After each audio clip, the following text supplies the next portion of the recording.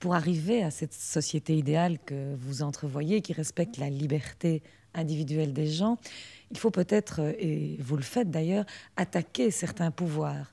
Alors vous avez attaqué la médecine, mais vous attaquez également la psychanalyse, qui veut pourtant donner ou rendre les gens plus responsables et plus libres. Alors pourquoi attaquez-vous la psychanalyse? Eh bien, permettez-moi de répondre à cela en détail. J'ai attaqué, critiqué serait peut-être le terme exact, j'ai attaqué toutes ces institutions et ces forces dans la société qui entravent actuellement la liberté, et parmi elles, la psychiatrie occupe une place prépondérante, ainsi que cet aspect de la loi qui est lié à la psychiatrie légale. J'ai également attaqué la psychanalyse et d'autres formes du dogme psychiatrique parce qu'elles ont enlevé aux hommes le sens moral et politique.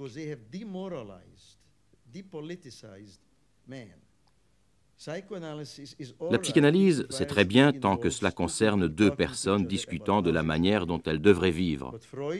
Mais Freud, les Freudiens et d'autres écoles ont, à mon avis, commis une grave erreur morale.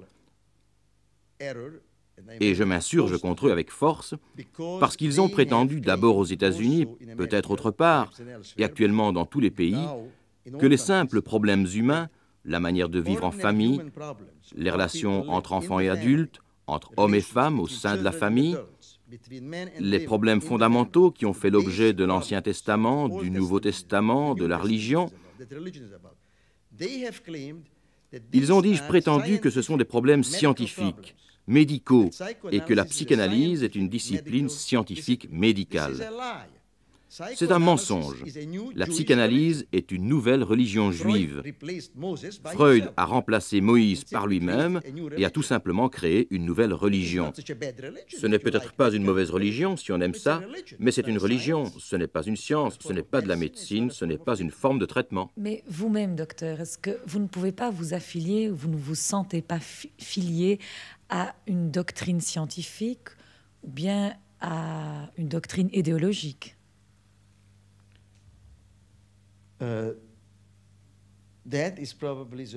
C'est probablement le point personnel le plus important que je voudrais développer au cours de cette émission.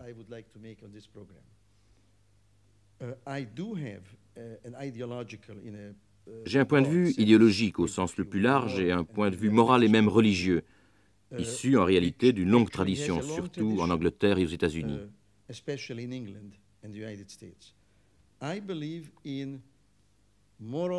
Je crois au pluralisme moral et religieux et au respect des différends.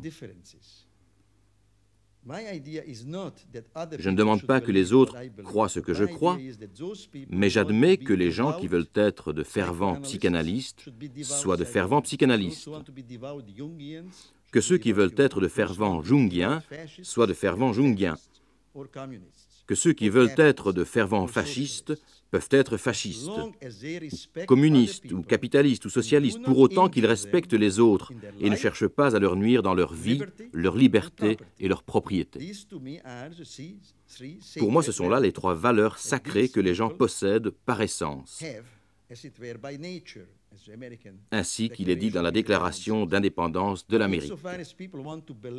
Donc, dans la mesure où les gens veulent croire en quelque chose, ils peuvent le croire. Dans la mesure où ils veulent convaincre les autres, que ce soit médicalement, psychiatriquement ou religieusement, ils devraient pouvoir le faire dans un système pluraliste. Mais ils ne devraient pas pouvoir utiliser la force de l'État pour convertir les autres à leurs idées. Laissez-moi vous donner un exemple simple.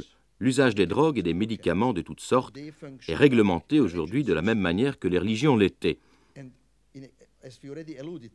Nous avons déjà fait allusion au fait qu'il y a actuellement des médicaments que l'État impose aux gens dans les hôpitaux, tels que la Thorazine ou le Valium, et d'autres qui sont prohibés. Cet exemple de libéralisation complète des drogues peut être comparé à ce que j'appellerais le libre-échange en religion.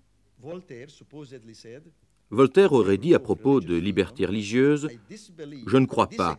Je suis en désaccord avec ce que vous croyez, mais je défendrai au prix de ma vie votre droit à le croire. » Eh bien, je souhaite qu'il y ait plus de gens dans le monde d'aujourd'hui qui disent « Je ne suis pas d'accord avec ce que vous voulez prendre, ou avec le genre de religion que vous voulez pratiquer, ou avec le type de psychiatrie que vous voulez pratiquer, mais je défendrai au prix de ma vie votre droit à le faire.